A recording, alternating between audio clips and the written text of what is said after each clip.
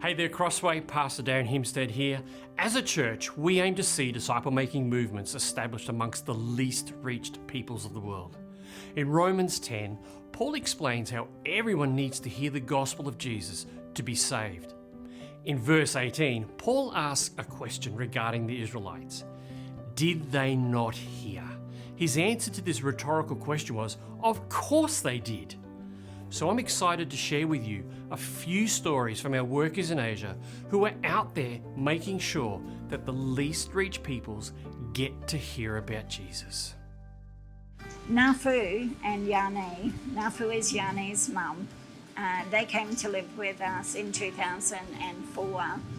And when Yani was only 5 days old, the police had found Nafu in labour on the streets and told us her story was that she had been living rough on the streets, nowhere to go, and they found her in labour, took her to the local hospital. When she was giving birth, she found out she was HIV positive. I went with one of our ladies, Thai staff, and we went every day for 5 days. Traditionally in Thailand, you stay in hospital after birth for just 5 days. And each day we prayed that God would change this lady's heart, because Nafu was saying, I do not want to keep my child. You can have her. And we're like, no, we want to help you, support you, be a great mum. And on the 5th day we went back and visited Nafu, and she said to us, I have changed my mind. I will come, but I'm not going to stay with you. I'll just come and visit. I'll try it out. She ended up living with us for 10 years. She came to know Jesus. However, when Yani was about 10 years old, Nafu got very quickly and unexpectedly sick and ended up tragically dying of AIDS. That was very, very sad for Yani and for us, because we loved Yani, but we know where Nafu is. We know she's with Jesus. Yani is 20, so it's a decade ago.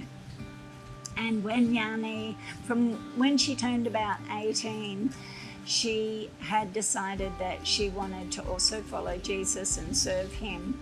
However, Yani was born with fetal alcohol syndrome because her mum had been addicted to alcohol, living on the streets. So she wasn't able to learn to read and write like most of our other children have been able to learn to read and write. But still, Yani's determination to love Jesus and do what God wanted her to do was her 150% heart's desire. And to this day, she has done a DTS with YWAM.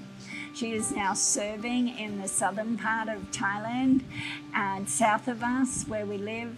And she is serving with the YWAM team there who reach out to refugees on the Thai-Cambodia border. And yeah, it's just such a joy for us to see that her life is just restored and impacting others in the way that it is today. And she's determined to make the best of it and give her life fully to serving Jesus.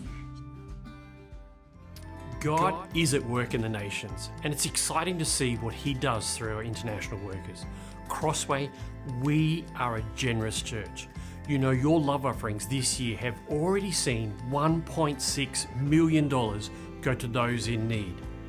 The 2024 Christmas Appeal target is $350,000.